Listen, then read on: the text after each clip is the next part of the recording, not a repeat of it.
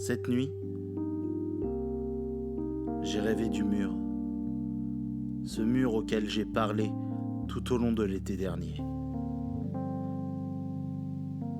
On a vraiment l'impression de parler à un mur, me disait-il toujours après m'avoir saoulé pendant 3 heures avec leurs trucs. Des trucs de merde.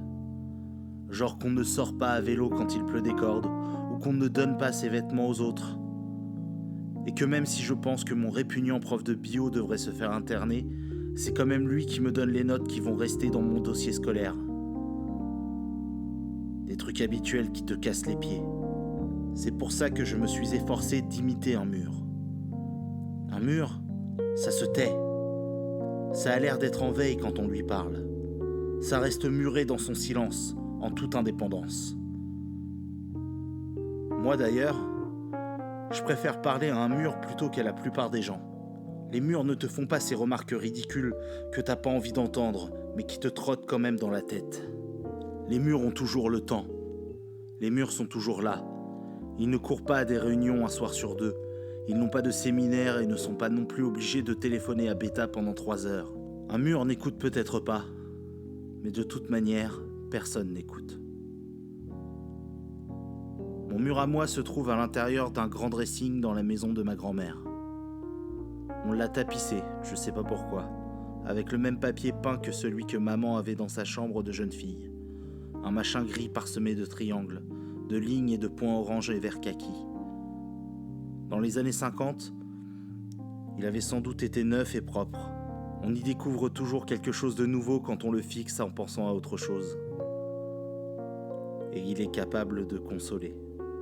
Par exemple, quand t'essayes d'oublier le beau Marcus et son torse bronzé, omnibulé par cette Sarah à laquelle il jette des grands sourires à coiffe fraîche, c'est justement à ce moment-là que tu te rends compte que cette tache orange sur le mur ressemble exactement au bouton bourgeonnant qu'il a au menton. Et tout d'un coup, ça va mieux. Vous comprenez ? Je ne pense pas qu'on puisse me comprendre. J'ai soigneusement évité de dire à qui que ce soit que j'avais pris l'habitude d'aller dans le dressing de ma grand-mère pour m'asseoir sur un coffre en bois plein de vieilles paires de chaussures. Là, je posais ma tête contre le mur et laissais ma main gratter les motifs du papier peint, en déballant à voix basse ou tout haut ce qui me tracassait.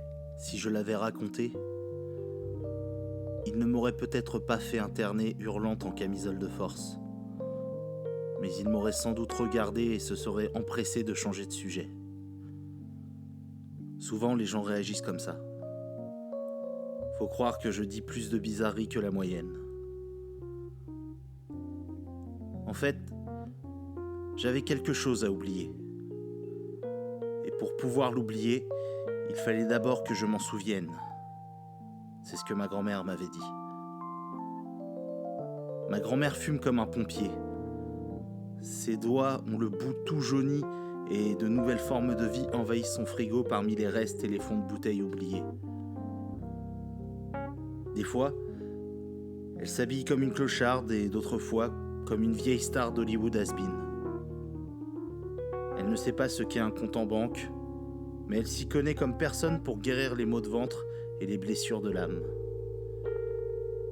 Et elle a dit une fois, en passant, et sans me regarder dans les yeux, que pour pouvoir oublier quelque chose, il fallait d'abord bien s'en souvenir. C'est pourquoi je me suis torturé pendant toute l'année qui vient de s'écouler, assise dans le dressing à gratter les murs. Avez-vous déjà vu à la télé les Juifs devant le mur des Lamentations à Jérusalem ? Les murs ont quelque chose de spécial. Je n'ai pas d'autre mot pour l'expliquer.